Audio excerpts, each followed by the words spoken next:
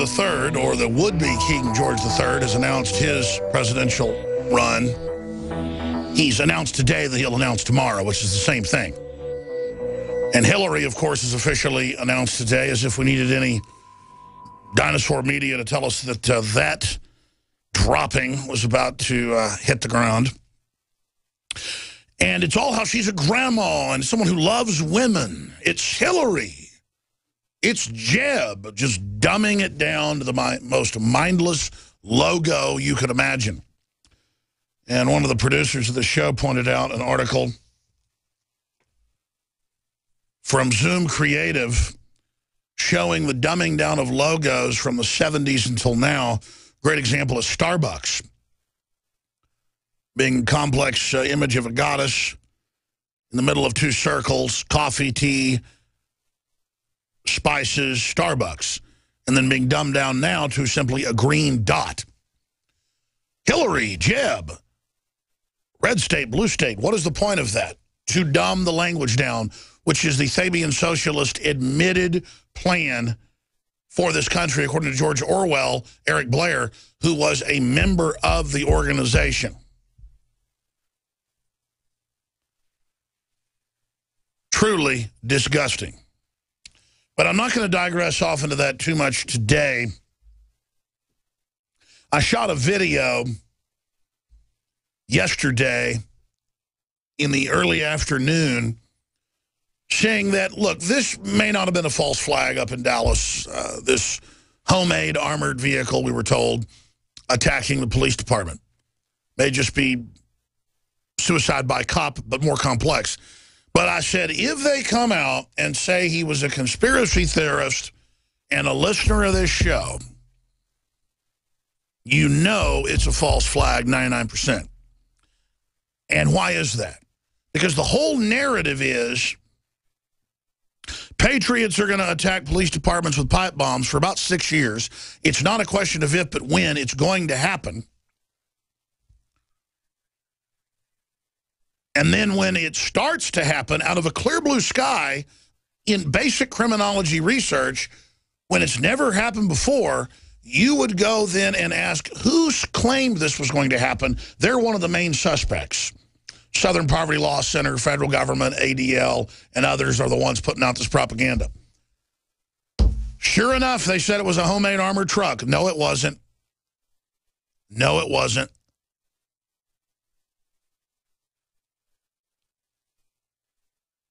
And on top of it, it's in Raw Story, the usual suspects and others. Dallas shooter was a conspiracy theorist who threatened to shoot up schools and churches, reports. Really? Well, that's illegal. Why wasn't he arrested? You've got this two-time felon who couldn't even pay his bills, and then this all happens. And I'm not saying the police themselves were involved in false flag. What you do is this guy's dead, hypothetically. Then they have a special team, foreign mercs, you name it, do it. They then get out of the vehicle. His body's in the van. They call the people in, give them the orders to snipe him, blow the van up, basically, and the rest is history. Because they've done this before in other countries, in Operation Gladio and others, similar false flags. But the fact that the narrative fits so perfectly, and now you've got Jade Helm coming this summer. I've said many times, it could be the cover for terror attacks that are staged, and if the people staging them get caught or busted, they'll use the cover of Jade Helm, claiming it was part of a drill. And we've seen this on so many other terror attacks in this country and others, 7/7, 9/11, the list is long. They'll claim a drill was going on. When local police showed up in Oklahoma City 2 minutes after, Terrence Yakey and others, and said, why are you in bomb gear, ATF? Why are you all waiting? Did you know this was going to happen? Why weren't you in the building? And they went, we knew something was happening. It was a drill, a drill.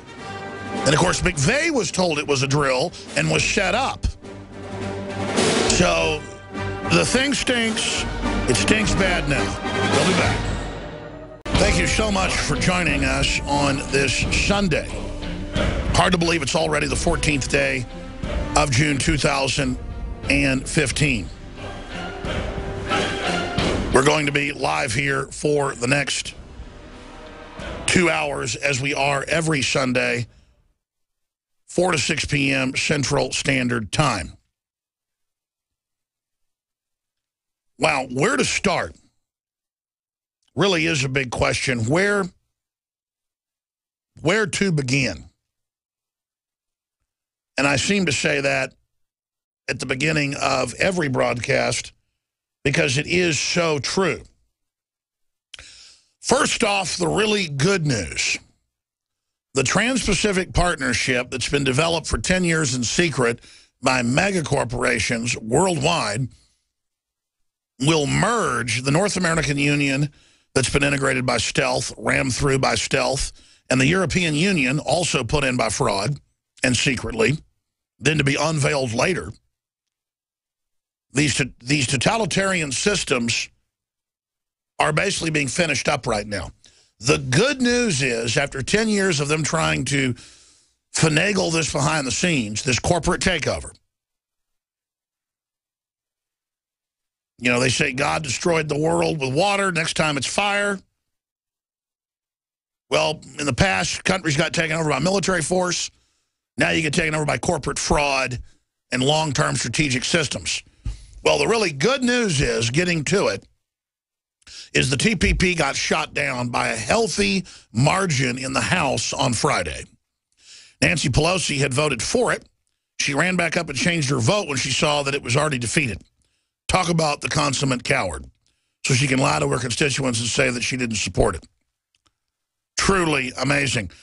The Republican leadership did not change their votes. They are pressuring Obama to pressure the Democrats, and it's truly nauseating.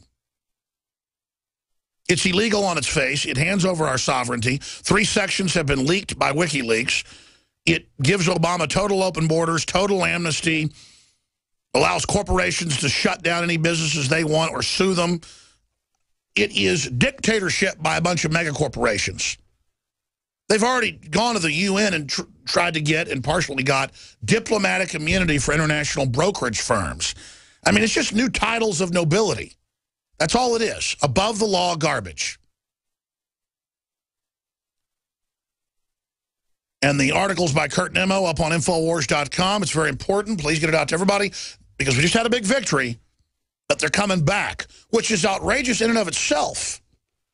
We just voted it down. They're going to tag it on to a new piece of legislation. Globalists plan to ram through TAA next week, which basically ties into the TPP. That's that trade authority to allow him the fast track to allow the president to act as a dictator. Senator Sessions warns TAA and TPA, which are, again, part of the Trans-Pacific Partnership, will undermine American workers. No kidding. Oh, but Al Gore told us on Larry King Live that it was a good deal. Alabama Senator Jeff Sessions warns there will be another attempt in Congress on Tuesday to push through the TAA and fast-track authority. And it just goes on from there. If it happens, it will empower the president to form a Pacific Union encompassing 40% of the world's economy and 12 nations.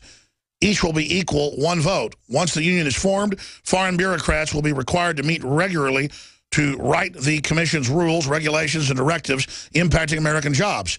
Wages and sovereignty, Sessions says in a statement posted on a Senate webpage. Yeah, that's what we know from the 3 sections we've got, is that it's like Obamacare. It's pretty much open-ended. It just says the commission can do whatever it wants, and your country's voted irrevocably to opt into this. Well, that's a fraud, too. Now, who's supporting it? The Republican and Democratic leadership. Paul Ryan, the traitor, there's no other word to describe him, on trade vote. Obama must sway Democrats to salvage deal. And again, the Democrats are wrong about taking our guns. They're wrong about opening our borders.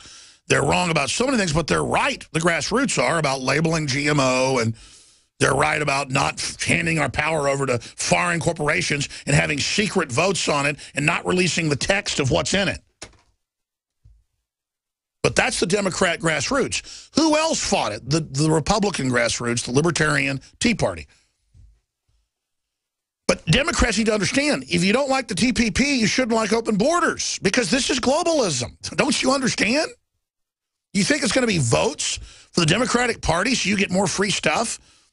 Because I get the class warfare. It's the mega-rich funding the class warfare to get rid of the middle class, bring in a voting bloc, game over. And it won't matter because the power is already being transferred to international bodies. The leading House supporter of trade legislation that Democrats drove to defeat this week said Sunday President Obama must sway his own party to save the measure. Well, I've got clips. We'll play it if we've got time later of Obama's radio address / TV address.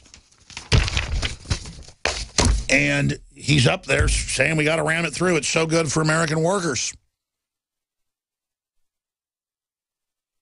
Truly sickening. But the good news is they said it was inevitable. They said they had a whole bunch of extra votes. It got shot down. We've just got to maintain our vigilance. And listen, even if they try to pass this secret agreement, that is, they give the president the right to sign on to this blank check to a foreign, shadowy, corporate governmental dictatorship. England, the UK, never got a vote in the late 80s, early 90s. There were 3 different votes, but the Maastricht Treaty and others, they never got a vote to be brought into it. They were told, conspiracy theory, there's no EU, it doesn't exist. And you're not going under it, and don't worry about these meetings, and you can't see the treaties. And now, over 80% of their laws on record get made by unelected bureaucrats in Brussels. They're done. They're pushing, and they've got record members of parliament setting it to have a vote to withdraw from the European Union. Because, see, once you identify this stuff's going on, anybody living who has half a brain in Europe remembers the EU started as a, quote, trade deal like NAFTA or GATT or TPP. They're not trade deals. They're takeovers. And we now know they're takeovers.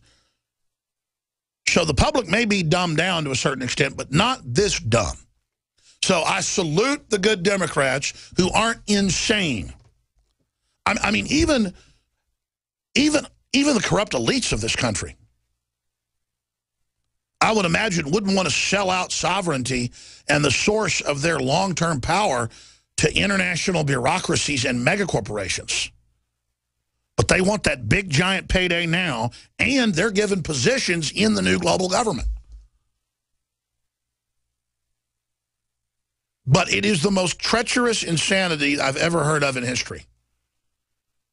But it's done through corporate systems, not military.